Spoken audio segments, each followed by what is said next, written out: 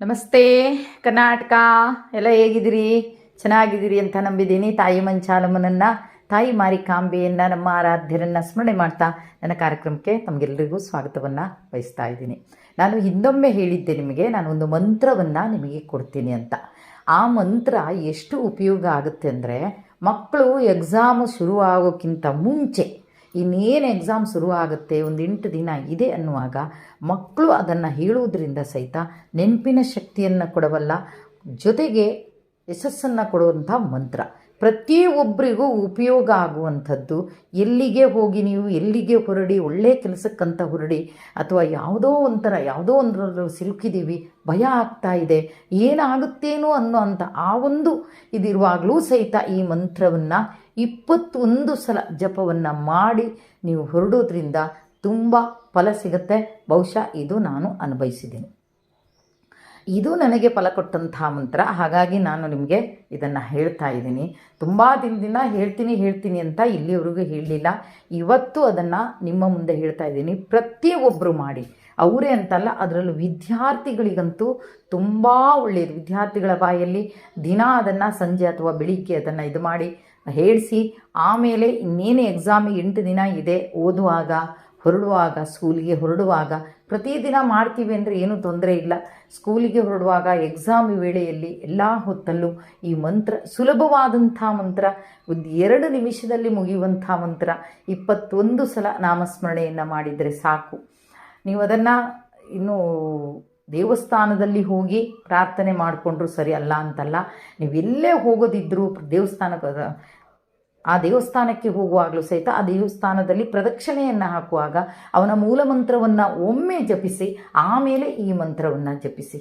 ಬಹುಶಃ ಪ್ರತಿಯೊಬ್ಬರು ಮಾಡಬೇಕಾಗಿದ್ದದ್ದು ವಿಘ್ನಗಳನ್ನು ಕಳೆಯುವಂಥ ಈ ಒಂದು ಮಂತ್ರ.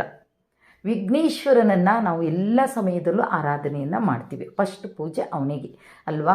ಅದರಲ್ಲಿ ತುಂಬ ಮೂಲ ಮಂತ್ರಗಳಿದೆ. ಗಂ ಗಣಪತಯೇ ನಮಃ ಅನ್ನುವುದು ಮೂಲ ಮಂತ್ರ.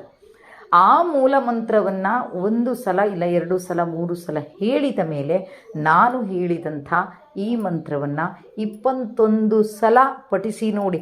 ನಿಮ್ಮ ವ್ಯಾಪಾರಕ್ಕೆ ಹೋಗ್ತಿದ್ದೀರಾ, ಎಲ್ಲೋ ದೂರ ಹೋಗ್ತಾ ಇದ್ದೀರಾ, ಅಥವಾ ಮಕ್ಕಳ ಎಕ್ಸಾಮಿಗೆ ಹೋಗ್ತಾ ಇದ್ದಾರಾ, ಮದುವೆ ವಿಷಯನ, ಇನ್ನೇನು ಪ್ರತಿಯೊಂದು ವಿಷಯಕ್ಕೆ ಆಗಿ ಬರುವಂಥ ಈ ಮಂತ್ರವನ್ನು ಶ್ರದ್ಧಾಭಕ್ತಿಯಿಂದ 21 ಸಲ ಪಠಿಸಿ ನೀವು ಮುಂದೆ ಹೆಜ್ಜೆ ಇಡಿ. ಗರಿಕೆಯನ್ನು ಬೇಕಾದರೆ ಮುಂಚಿತವಾಗಿ ಹಾಕಿ ಅವನಲ್ಲಿ ಪ್ರಾರ್ಥನೆಯನ್ನು ಮಾಡ್ಕೊಳ್ಳಿ. ಪ್ರಥಮ ಬಾರಿಗೆ ನೀವು ಪ್ರಾರ್ಥನೆಯನ್ನು ಮಾಡ್ಕೊಂಡು, ನಾನು ಗಣಪತಿ ದೇವಸ್ಥಾನಕ್ಕೆ ಹೋಗಿದ್ದೆ.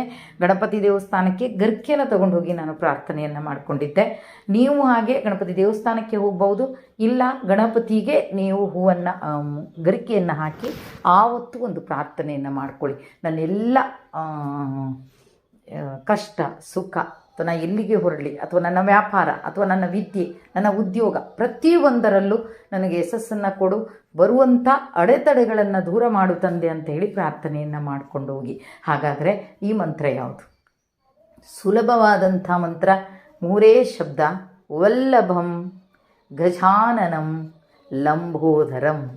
ವಲ್ಲಭಂ ಗಜಾನನಂ ಲಂಬೋದರಂ. ಇದನ್ನು 21 ಬಾರಿ ಹೇಳಿ. 21 ಬಾರಿ ಹೇಳಿ.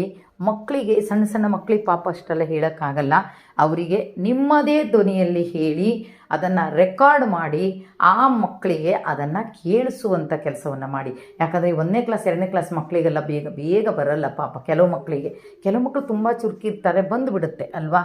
ನೀವು ರೆಕಾರ್ಡನ್ನು ಮಾಡಿ 21 ಸಲ ಮಾಡಿ ಆ ಮಕ್ಕಳಿಗೆ ದಿನ ಕೇಳಿಸುವಂಥ ಕೆಲಸವನ್ನು ಮಾಡಿ. ಇದರಲ್ಲಿ ಅಷ್ಟು ಪವರ್ಫುಲ್ ಆದಂಥ ಮಂತ್ರ ಇದು.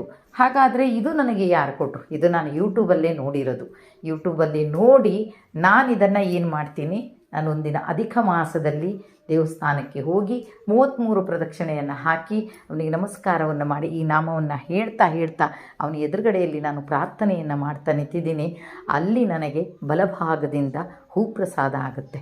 ಆವಾಗಲೇ ನನಗೆ ಗೊತ್ತಾಗುತ್ತೆ ಈ ಮಂತ್ರಕ್ಕೆ ಇರುವಂಥ ಶಕ್ತಿ ಎಂಥದ್ದು ಅಂತ. ಹಾಗಾಗಿ ಪ್ರತಿಯೊಬ್ಬರೂ ಇದನ್ನು ಪಠಿಸಿ. ಯಾಕಂದರೆ ಗಣಪತಿ ಮಂತ್ರ ತುಂಬ ಇದೆ ಅಂತ ಅನ್ನಬಹುದು. ತುಂಬ ಇದೆ, ನಿಜ ಒಪ್ಪುತ್ತೀನಿ, ತುಂಬ ಇದೆ.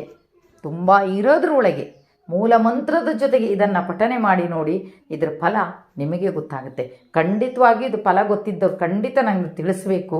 ನಿಮ್ಮೊಳಗೆ ನೀವೇ ಸುಮ್ಮನಿದ್ದು ಬಿಟ್ಟರೆ ನನಗೆ ಗೊತ್ತಾಗಲ್ಲ. ಹಾಗಾಗಿ ಅನುಭವ ಆಗೇ ಆಗುತ್ತೆ, ನಿಮಗೆ ಗೊತ್ತಾಗುತ್ತೆ. ಈ ಮಂತ್ರವನ್ನು ಪಠಿಸಿ ಮುಂದೆ ಹೋಗಿ ಅಂತ ಹೇಳ್ತಾ ಇವತ್ತಿನ ಕಾರ್ಯಕ್ರಮವನ್ನು ಇಲ್ಲಿಗೆ ಮುಗಿಸ್ತಾ ಇದ್ದೀನಿ. ಜೈ ಹಿಂದ್, ಜೈ ಕರ್ನಾಟಕ ಮಾತೆ. ಸರ್ವೇ ಜನ ಸುಖಿನೋ ಭವಂತು.